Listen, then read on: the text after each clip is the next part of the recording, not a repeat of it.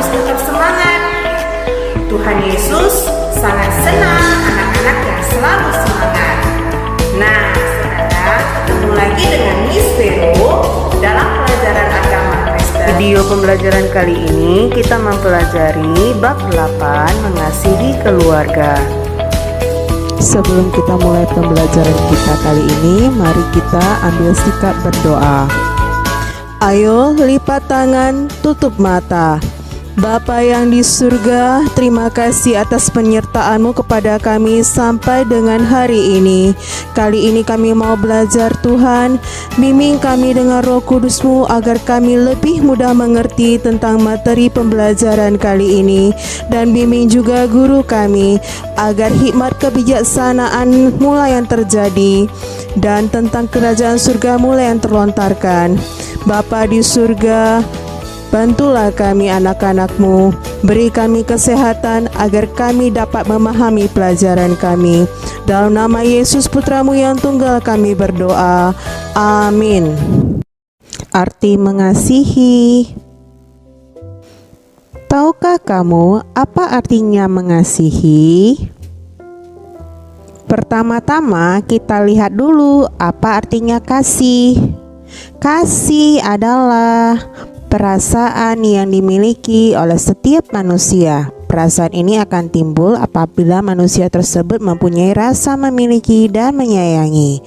Dengan adanya kasih tersebut, manusia akan mempunyai tujuan hidup yang akan diperjuangkan.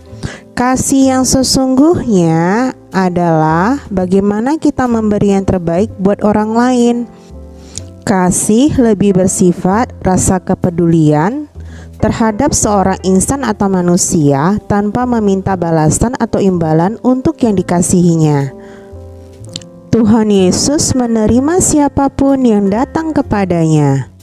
Tuhan Yesus mengasihi manusia, itu sebabnya Ia rela berkorban. Ia mati di kayu salib, Ia menanggung semua dosa manusia. Ia menjalani hukuman yang semestinya dijatuhkan kepada manusia yang berdosa. Kasih Yesus sangat besar. Tidak ada orang yang dapat mengorbankan nyawanya seperti itu. Yesus mengorbankan nyawanya agar manusia berdosa diampuni, lalu menerima kehidupan kekal di surga. Kasih tidak dapat dibandingkan dengan apapun. Kasih selalu rela berkorban. Kasih tidak mengharapkan imbalan. Sebagai contoh, Miss ambil Bapak James Kim. Bapak James Kim adalah seorang ayah yang luar biasa. Ia rela mempertaruhkan nyawanya sendiri untuk menemukan pertolongan bagi istri dan anaknya. Ia sudah berusaha dengan seluruh daya dan kemampuannya, namun ia gagal dan akhirnya meninggal dunia. Kasih tidak pandang bulu. Kasih harus diberikan kepada semua orang. Kasih panjang sabar dan murah hati. Dalam kasih ada pengampunan. Contohnya, ada seorang tokoh yang bernama Dr. Martin Luther King. Beliau adalah seorang pendeta baptis yang berkulit hitam dari Amerika Serikat. Beliau juga adalah seorang pemimpin yang memperjuangkan hak-hak sipil orang-orang yang berkulit hitam di Amerika Serikat tersebut. Martin Luther King berulang kali mendapat ancaman akan dibunuh dan rumahnya beberapa kali dibom. Walaupun demikian, Dr. Martin Luther King tetap teguh dalam perjuangannya tanpa menggunakan kekerasan, dan akhirnya Dr. Martin Luther King ini tewas tertembak oleh orang yang membencinya. Dr. Martin Luther King telah merasakan kasih Yesus dalam hidupnya sehingga ia mengasihi dan mengampuni orang-orang yang membenci dirinya. Kasih dalam iman Kristen dipraktekkan dalam tindakan tanpa batas. Dan hal ini sudah dipraktekkan oleh tokoh Dr. Martin Luther King dan Bapak James Kim tadi.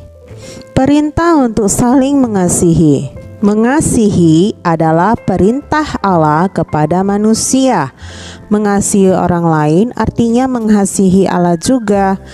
Dan perintah ini kita terima dari Dia, barang siapa mengasihi Allah, ia harus juga mengasihi saudaranya. Tertulis dalam 1 Yohanes 4 ayat 21. Dan Allah menasihatkan kepada kita, barang siapa mengasihi saudaranya, ia tetap berada di dalam terang, dan di dalam Dia tidak ada penyesatan.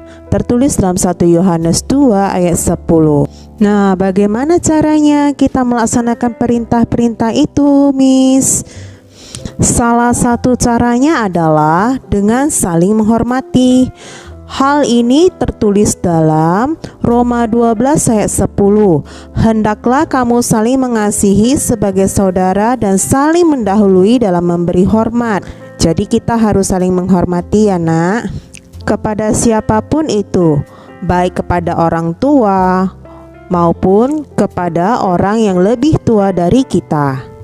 Banyak cara yang dapat kita lakukan untuk menunjukkan kasih.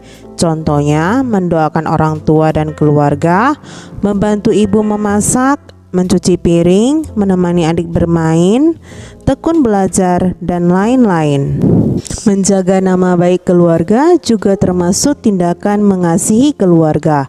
Jika kamu suka mengganggu teman atau berbuat onar, orang akan mengira orang tuamu tidak mendidikmu di rumah. Sebaliknya, jika kamu bersikap sopan dan ramah, orang lain akan kagum melihatmu. Mereka juga akan menghormati orang tuamu, karena orang tuamu telah mendidikmu dengan baik. Keluargaku mengasihiku. Masing-masing anggota keluarga mempunyai tugas. Contoh, anak merapikan mainan setelah selesai bermain, ayah mencari nafkah untuk keluarga, ada juga ibu yang mengurus rumah tangga sambil bekerja dari rumah. Dengan melaksanakan masing-masing tugas dengan baik adalah salah satu contoh bahwa keluargamu mengasihimu. Aku mengasihi keluargaku. Seorang anak yang menghormati orang tua akan mengasihi dan menyayangi orang tuanya. Ia juga anak yang bertanggung jawab kepada orang tuanya. Ia akan merawat dan memperhatikan orang tuanya di masa tua mereka, bukan karena hendak membalas jasa orang tua, tetapi karena rasa sayang, kasih, dan cintanya terhadap orang tuanya. Terlebih lagi karena menaati perintah Tuhan. Sekarang Miss mau cerita lagi nih. Ada seorang bapak tua yang bernama Ting Su Chi. Ia adalah seorang pensiunan penyelidik Biro Kementerian Kehakiman di Taiwan. Ia merawat ibunya yang berusia 85 tahun. Ibunya memerlukan perhatian setiap saat. Ibunya menderita penyakit jantung dan tekanan darah tinggi. Pak Ting pernah ditawari jabatan tinggi, namun ia menolak. Jika ia menerima jabatan itu, ia harus pindah keluar kota. Ia tidak mau meninggalkan ibunya. Banyak orang yang memuji kebaikan Pak Ting, tetapi ia berkata, "Saya tidak berbakti. Saya bukan orang terhormat. Ibu saya memerlukan perawatan karena sedang sakit." Pak Ting merawat ibunya bukan karena ingin disebut sebagai anak yang baik, tetapi karena ia mengasihi ibunya. Tuhan berfirman kepada kita anak-anak, "Hormatilah ayahmu dan ibumu." Ini adalah suatu perintah yang penting, seperti yang nyata dari janji ini, supaya kamu berbahagia dan panjang umurmu di bumi. Hal ini tertulis dalam Efesus 6 ayat 2-3. Perintah ini ditujukan kepada kita anak-anak. Anak-anak harus menghormati orang tua bukan sebagai tanda balas jasa, tetapi itu adalah kewajiban yang Tuhan tetapkan untuk kita. Mengasihi orang tua berarti menyayangi dan mencintai mereka saat mereka menua, tubuh melemah sehingga mudah sakit.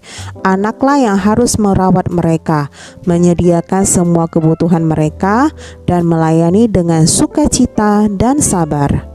Nah, sebelum kita mengakhiri pelajaran kita kali ini, mari kita mengambil sikap berdoa. Mari kita bersatu di dalam doa. Allah Bapa di surga, terima kasih atas penyertaan-Mu kepada kami sampai dengan saat ini.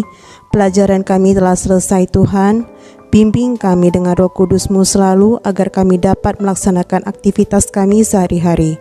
Dalam nama Putra-Mu Yesus yang tunggal kami berdoa. Amin. Sekian dulu video pembelajaran dari Miss Vero. Kita akan jumpa lagi di video pembelajaran agama Kristen selanjutnya. Terima kasih. Shalom. Tuhan memberkati.